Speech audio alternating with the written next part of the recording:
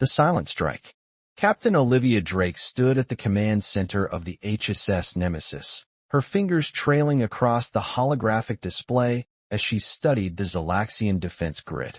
The massive warship, humanity's newest technological marvel, had slipped through the alien empire's detection network like a ghost through fog. No alarms had been triggered, no sensors had detected their presence. Just as planned. "Status report," she commanded, her voice carrying the weight of 15 years in the Terran Space Force. Lieutenant Raj Patel looked up from his station, the neural interface at his temple pulsing with a soft blue light. "Stealth systems maintaining optimal efficiency, Captain. The Zalaxians are completely unaware of our presence. Their orbital platforms continue standard sweep patterns." Olivia nodded, her short silver hair catching the light from the bridge's ambient illumination. The Nemesis represented everything humanity had achieved in the decades since first contact, and everything they had kept hidden. While the galaxy saw humans as diplomatic newcomers, carefully finding their place among the stars, the reality was far different. 312, she said quietly, more to herself than her crew. 312 human colonists disappeared from New Haven Colony. And now we know why. The evidence had been circumstantial at first. Traces of Zalaxian energy signatures, fragments of communications intercepted by deep space arrays. But then came the breakthrough. A desperate transmission from one of the missing colonists, Dr. James Harrison. The message had been brief, but it confirmed their worst fears. The Zalaxians were conducting experiments on human subjects, trying to understand their unprecedented adaptability to neural interfaces. Commander Nikolai Volkov, her first officer, approached with a data pad. "Latest intelligence from our infiltration team confirms it, Captain. The colonists are being held in a research facility beneath the Zalaxian Ocean on Hydra Prime. Security is heavy, but they've mapped out potential insertion points." Olivia studied the schematics, her cybernetic eye implant automatically enhancing and analyzing the facility's weak points. The Zalaxians, like most aquatic species, had built their civilization in the depths of their world-spanning ocean. They believed the crushing pressures and absolute darkness made them impregnable. They were wrong. "How long until we're in position?" she asked. 17 minutes to optimal deployment range, Lieutenant Patel responded. "Though, Captain, the facility is at the heart of their military complex. Even with our advantages, we'll be detected the moment we make our move." Olivia smiled, but there was no warmth in it. "That's exactly what I'm counting on. Sometimes the best way to win a fight is to make sure it never starts." She turned to her communications officer. "Lieutenant Young, prepare to broadcast on all Zalaxian frequencies. It's time we introduced ourselves." The next quarter hour passed in focused silence as the Nemesis glided through space, its quantum drives barely a whisper. The crew of 45 were the best Earth had to offer, each augmented with cutting-edge cybernetics that blurred the line between human and machine. When they reached position, Olivia took her command chair. "Deploy the quantum anchors." For sleek drones detached from the Nemesis, taking up positions around the planet. The technology was revolutionary, capable of creating a localized field that could selectively disrupt faster-than-light travel. No one would be escaping or calling for reinforcements. "Captain," Lieutenant Yang called out, "we're being scanned. Their automated defense systems have detected the quantum disturbance." "Right on schedule. Open a channel to their military command." The main view screen flickered to life, revealing the face of a Zalaxian commander. Like all their species, his skin was a shifting pattern of bioluminescent colors, and multiple breathing slits pulsed along his neck. His large, black eyes widened at the sight of a human captain. "This is Fleet Commander Zexlith of the Zalaxian Defense Force," the translation matrix conveyed. "You have entered restricted space. Identify yourself immediately." Olivia rose from her chair, her cybernetic eye glowing faintly. "I am Captain Olivia Drake of the Terran Warship Nemesis. You have something that belongs to us, Commander. 312 human citizens, taken from New Haven Colony. We want them back." The Zalaxian's skin flashed patterns of shock and anger.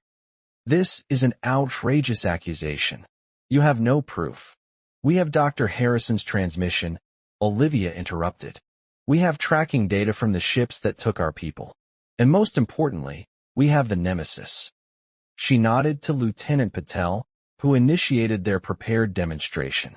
The ship's external armor shifted, revealing weapon systems that had been completely hidden from scans. Panels opened along the hull, exposing technology that made the Zalaxian commander's skin pale to a sickly white. What you're seeing is just the beginning, Olivia continued. The Nemesis carries weapons that could reduce your military complex to rubble. But that's not why we're here. You have 1 hour to begin transferring our people to our ship.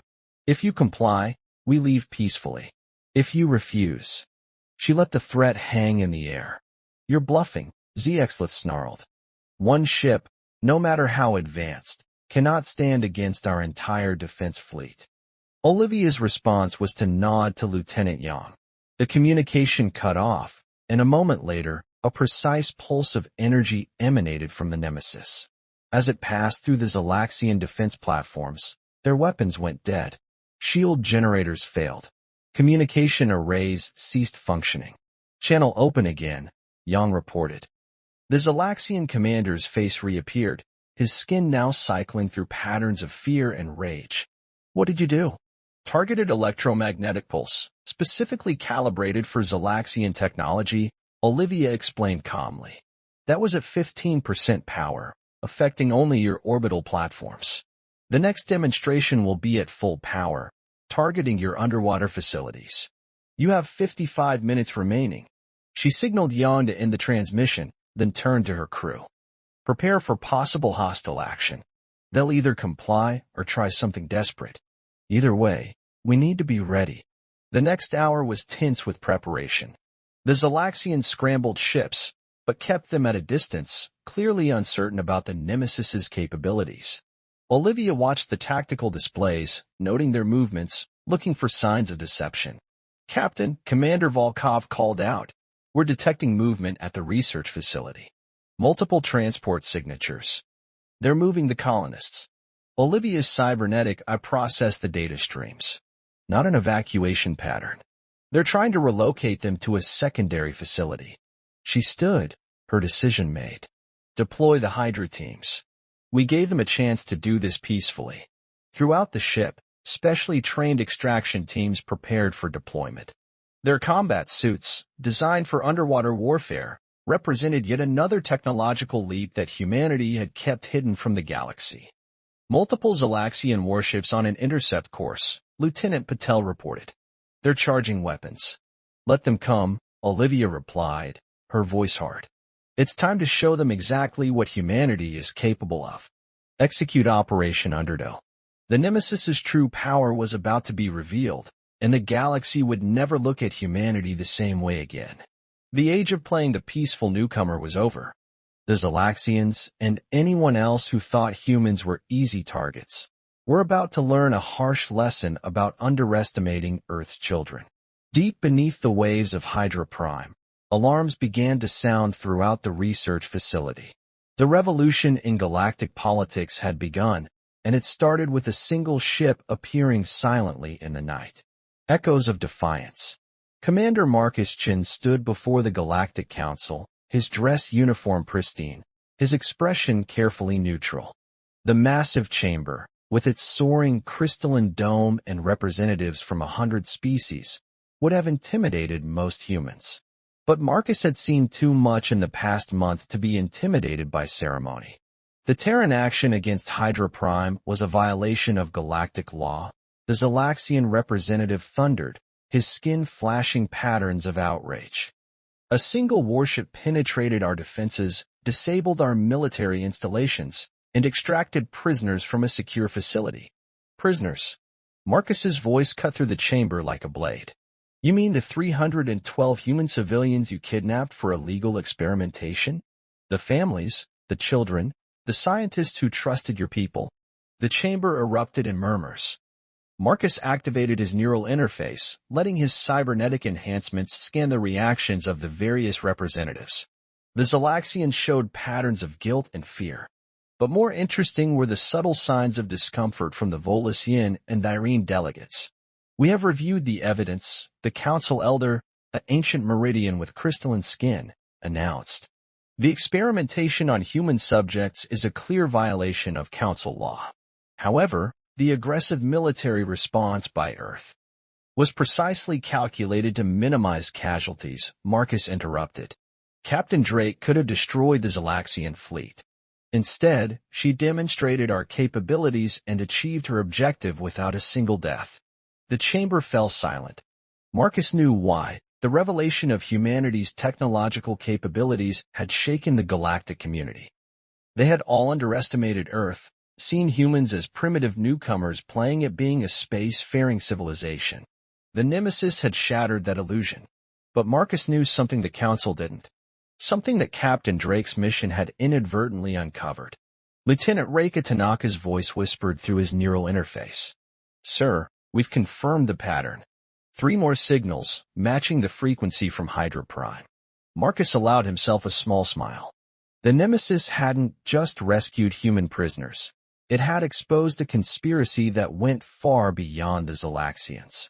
"Honorable Council," he began, his tone measured. "I submit that the Zalaxian experiments were not an isolated incident. While Captain Drake's mission was focused on rescue, our investigation has uncovered evidence of a coordinated effort by multiple species to study and replicate human neural interface technology." He gestured, and holographic displays materialized throughout the chamber. These are transmission records from Hydra Prime, showing communications with research facilities in Volasian and Dyrene space. The same facilities where other human colonies have reported mysterious disappearances. The Volasian representative, a towering insectoid, clicked his mandibles in agitation. "These accusations are baseless. We demand nothing," Marcus cut in. "Earth has been patient. We have shared our discoveries, participated in trade, respected council law. But make no mistake, the kidnapping and torture of our citizens ends now." He nodded to Lieutenant Tanaka, and new images appeared. The HSS Prometheus, sister ship to the Nemesis, emerging from stealth near Volasian space. The HSS Atlas decloaking in Dyrene territory. Each vessel represented a leap forward in human military technology, each capable of matching the Nemesis's devastating performance. As we speak, Earth forces are liberating human prisoners from illegal research facilities across Council space. We're not asking for permission. We're not negotiating. We're taking our people back. The chamber exploded into chaos. Species that had looked down on humanity for decades were suddenly facing the reality that Earth had been preparing for this moment all along. But Marcus wasn't finished. He had one more revelation to deliver. During the Hydra Prime operation, we discovered something else. Something that explains why our neural interface technology is so advanced, so unique. He activated another hologram, this one showing archaeological data. There was another species, long before any of us reached the stars. The precursors, as we've named them, possessed technology far beyond our current understanding. The images shifted, showing ancient ruins discovered deep beneath Earth's oceans. They visited Earth 1,000,000 years ago, left behind fragments of their knowledge. Humanity didn't develop neural interfaces, we rediscovered them. We are their inheritors, whether we knew it or not. The council elder leaned forward, crystalline facets gleaming. "If what you say is true, it explains everything," Marcus confirmed. "Why human neural adaptation is unique, why our technological progress has been so rapid. We're not just newcomers stumbling into the galaxy. We're reclaiming a legacy left to us by beings who mastered the stars when your species were still evolving." He let that sink in before delivering his final message. "Earth is establishing new protocols for interspecies contact. No more kidnapping. No more secret experiments. Any aggression against human colonies will be met with immediate and overwhelming force. We're done playing the part of the primitive species grateful for a place at your table. Hours later, aboard the command deck of the Prometheus, Marcus watched the diplomatic fallout unfold. Lieutenant Tanaka approached with a status report. Rescue operation successful at all 3 targets, Commander. 417 humans liberated. The Volaxians and Thyrene never knew what hit them. Marcus nodded, his attention on the data streams flowing through his neural interface. And the precursor site? Teams are excavating now. The technology we're finding. It's beyond anything in known space. The Council species are already scrambling to establish research partnerships. Of course they are, Marcus smiled. Amazing how quickly attitudes change when the balance of power shifts. He turned to his first officer. Send word to Earth Command. Phase 2 is complete. We're ready to begin negotiations for a new galactic order. As the Prometheus moved through space, its quantum drives humming silently, Marcus reflected on how quickly everything had changed. 1 month ago, humanity had been seen as a minor power, barely worth noting in galactic politics. Now, with the revelation of their true capabilities and their connection to the precursors, every species in known space was reassessing their relationship with Earth. The age of hiding their strength was over. The age of humanity's ascendance had begun, and Marcus Chun, standing on the bridge of one of the most advanced warships ever created, knew that the galaxy would never be the same again. Deep in Earth's oceans, in the ancient ruins that had started it all, more precursor secrets waited to be discovered. Humanity's journey to claim their cosmic inheritance was just beginning. Legacy of the Stars. Director Victoria Rhodes stood at the observation deck of the Precursor Research Station Omega, watching as teams of scientists from a dozen species worked together to unlock the secrets of humanity's cosmic inheritance. The massive underwater facility, built within the ruins of an ancient precursor city deep beneath Earth's Pacific Ocean, represented a new era of galactic cooperation, albeit one born from necessity rather than choice. Status update on Project Synthesis, she commanded, her neural interface connecting directly with the station's AI. Dr. Kinzo Yamamoto materialized beside her through his holographic projection.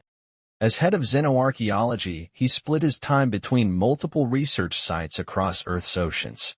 The translation matrix is nearly complete, Director.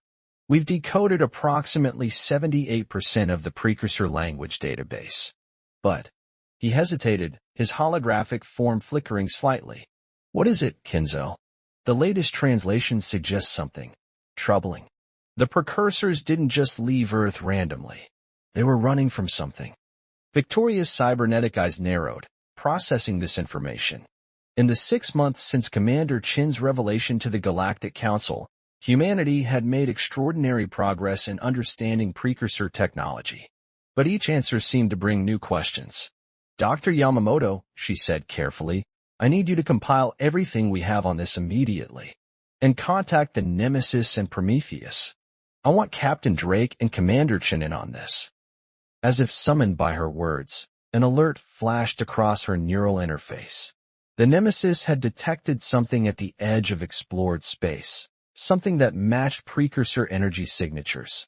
Hours later, Victoria stood in the station's secure conference chamber.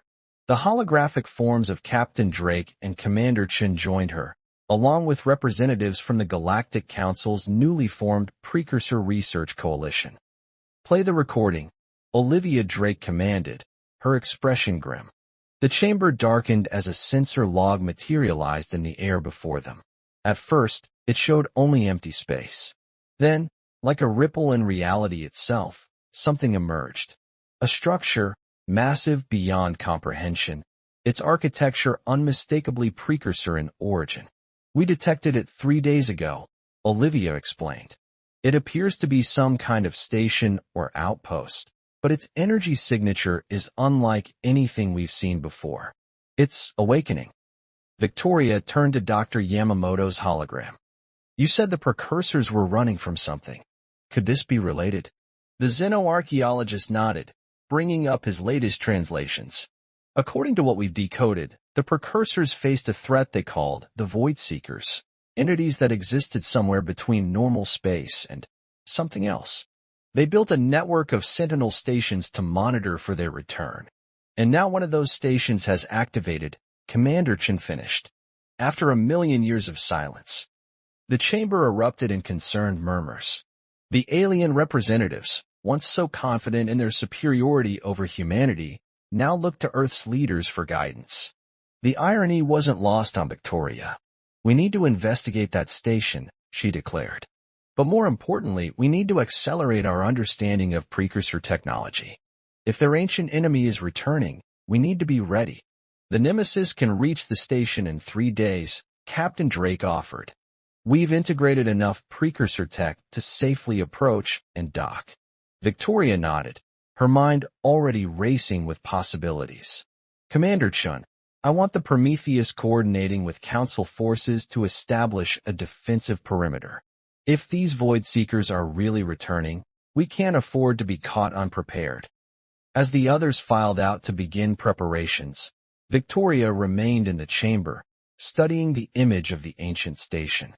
Humanity had barely begun to understand their inheritance from the precursors, and now they might have to face the very threat that had driven their benefactors from the galaxy. Director, her AI assistant chimed, we're receiving reports from deep space monitoring stations. Similar structures are appearing across the galaxy.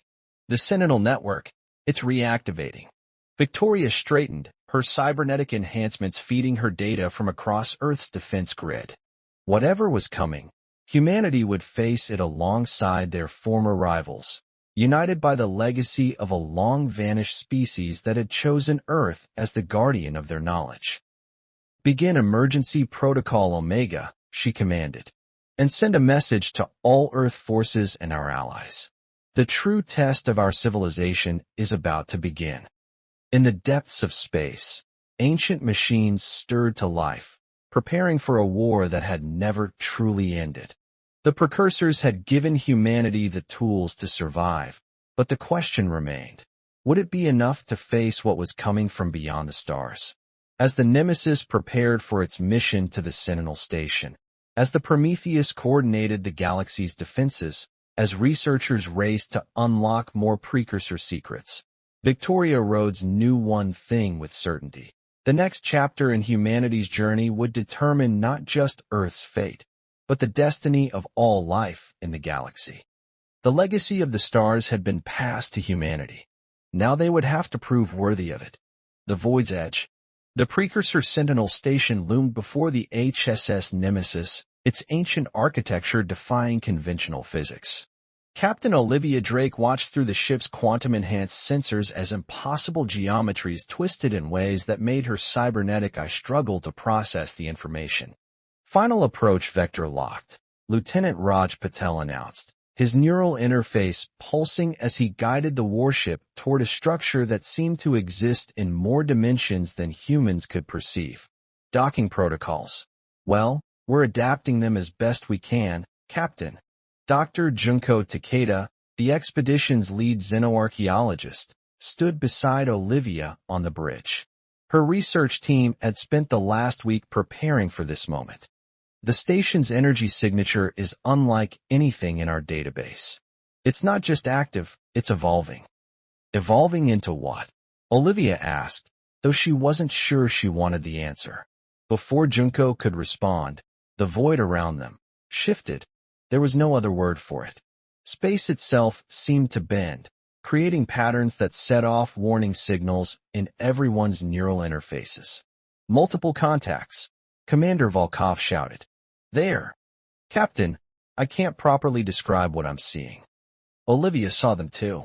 Shapes that weren't shapes, moving through space in ways that violated every law of physics humanity had discovered.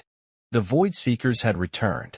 Battle stations, she ordered, her voice steady despite the existential dread that tried to claw at her mind. And get me Director Rhodes. She needs to see this. The holographic form of Victoria Rhodes materialized on the bridge, her expression grim as she took in the sensor data. The other Sentinel stations are reporting similar activity. Whatever these beings are, they're testing our defenses. Olivia watched as one of the entities approached the Nemesis. It resembled a tear in reality, darkness given form and purpose. Her neural interface screamed warnings about spatial distortions and quantum irregularities.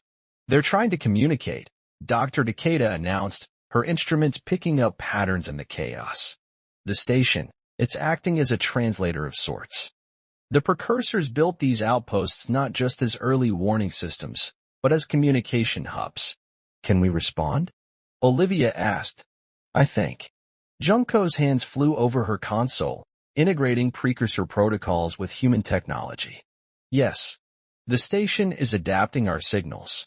The bridge crew watched in fascination and horror as patterns of light and darkness danced across their neural interfaces. Meanings emerged from the chaos. Not words exactly, but concepts that their enhanced minds could barely grasp. "We are the Watchers of the Void."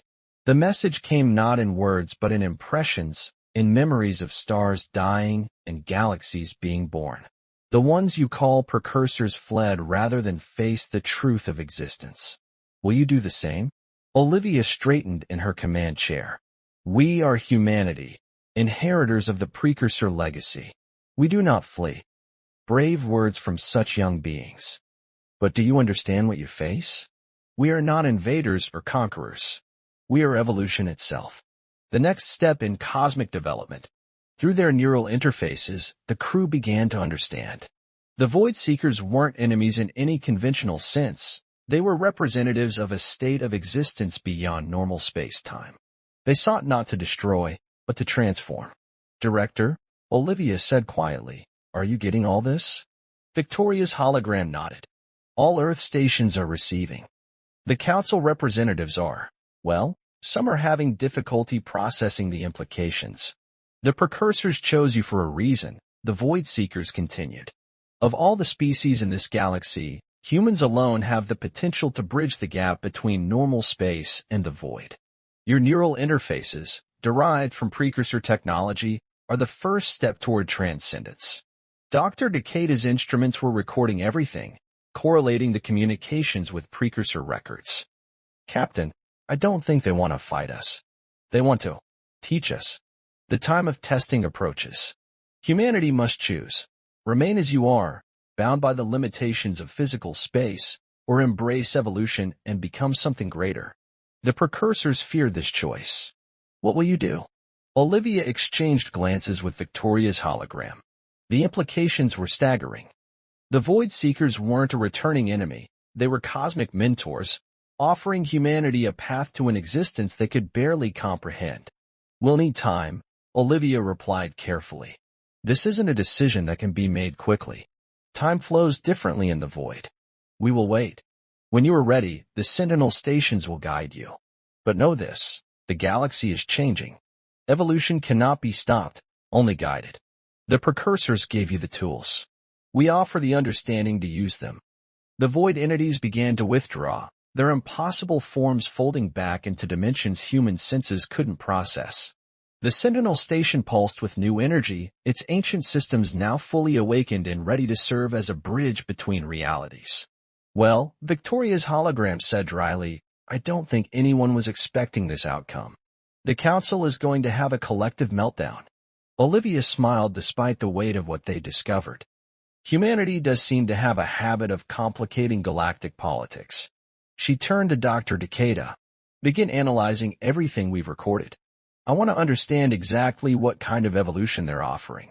As the Nemesis maintained its position near the Sentinel station, Olivia reflected on how far humanity had come. From being seen as primitive newcomers to becoming the potential bridge between normal space and whatever lay beyond. It was a destiny no one could have predicted. The void beckoned, offering transformation and transcendence. But was humanity ready to take that step? Only time would tell. And now they had a galaxy of possibilities to explore. In the depths of space, the Sentinel stations continued their age-old vigil, no longer warning of a threat, but promising a future that defied imagination. The next chapter in human evolution was about to begin, and the stars themselves waited to see what path they would choose. Transcendence dawned.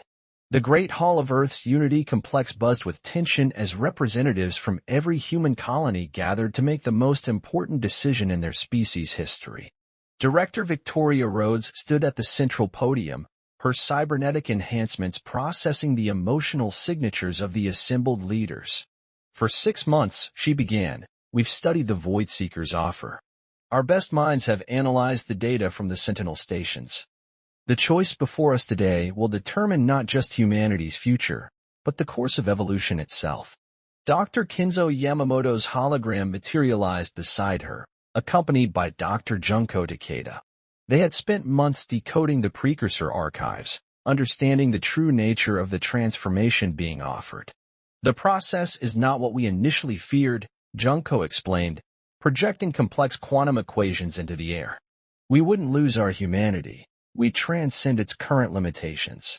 The neural interfaces we use now are just the beginning. The Void Seekers are offering us the ability to exist simultaneously in normal space and the void, to perceive reality in ways we never imagined possible. The chamber erupted in discussion. Admiral Julian West, commander of Earth's Defense Fleet, stepped forward. And what of our responsibilities to the galaxy? The Council species look to us now not just as equals, but as leaders. That's precisely why this matters, Commander Markuschan added, his hologram joining the discussion from the Prometheus. The Void Seekers aren't offering this just to us. They want humanity to guide the other species toward their own evolution when they're ready. Captain Olivia Drake's voice came through next, transmitted from the Nemesis where she continued to study the Sentinel station. We've seen glimpses of what we could become. It's beyond description. But it's not something we can force on anyone. Each individual must choose. Victoria raised her hand for silence. That's why we're proposing the gradual integration protocol. Those who wish to undergo the transformation can do so, while others maintain our current civilization. We can be the bridge between traditional spacefaring species and higher dimensional existence. The vote that followed was closer than anyone expected. Fear of the unknown battled with the human drive to explore and evolve. In the end, the decision was made not to decide. Each human would have the right to choose their own path. 3 months later, Victoria stood in the observation chamber of the primary Sentinel station, watching as the first volunteer group prepared for transformation. The chamber hummed with precursor technology, now fully understood and enhanced by human innovation. Dr. Takeda made final adjustments to the quantum field generators. The Void Seekers have confirmed everything is ready. The process will take approximately 6 hours in normal space-time, though the subjects will experience it differently. Among the volunteers was Lieutenant Raj Patel from the Nemesis. He smiled at Victoria, his neural interface glowing softly. Someone has to go first, Director. Might as well be the ones who've seen what's waiting for us. The transformation began with light, impossible light that moved in ways that shouldn't exist. The volunteers' neural interfaces pulsed in sync with the station's ancient rhythms. And then, reality shifted. Victoria watched in awe as the volunteers changed. Their physical forms remained, but now they seemed to exist in multiple dimensions simultaneously. Patterns of energy and consciousness danced around them, visible even to unenhanced human eyes. When Raj spoke, his voice echoed with new harmonics. It's incredible. We can see everything, Director. The connections between all things, the patterns of cosmic evolution. And we're still human, just more. The success of the first transformation marked the beginning of a new era. Over the next year, millions of humans chose to evolve, while others maintained their traditional form. Earth became a nexus of cosmic evolution, a place where multiple states of existence intersected and cooperated. The Galactic Council transformed as well, becoming a multi-dimensional forum where traditional spacefaring species could interact with their transcended colleagues. Humanity's role as bridge builders between states of existence brought a new stability to the galaxy. Victoria herself finally underwent the transformation 5 years later, when she felt ready. As her consciousness expanded into new dimensions, she understood at last why the precursors had chosen Earth. They had seen in humanity a unique balance of technological achievement and emotional wisdom, the perfect combination to guide the galaxy's evolution without losing touch with its roots. The Sentinel stations, once warning posts against a perceived threat, became universities where species could learn about their potential futures. The Void Seekers served as teachers and guides, helping each civilization find its own path to transcendence. And in the space between spaces, in the void that was not empty but full of possibility, humanity danced among the stars, existing in multiple states of being, exploring realities beyond imagination while never forgetting their origins on a small blue planet. The transformation wasn't an end, it was a beginning, a door opening to infinite possibilities, with humanity holding it open for others to follow when they were ready. Captain Drake, who chose to remain in traditional form to command the Nemesis, often said it best. We didn't just inherit the Precursor's legacy. We surpassed it. We faced the unknown, and instead of running, we embraced it. That's what makes us human, no matter what form we take. And in the depths of space, where reality met the void, new chapters in the story of existence were being written. Humanity had found its place in the cosmos, not as conquerors or victims, but as guides, teachers, and eternal explorers of the infinite.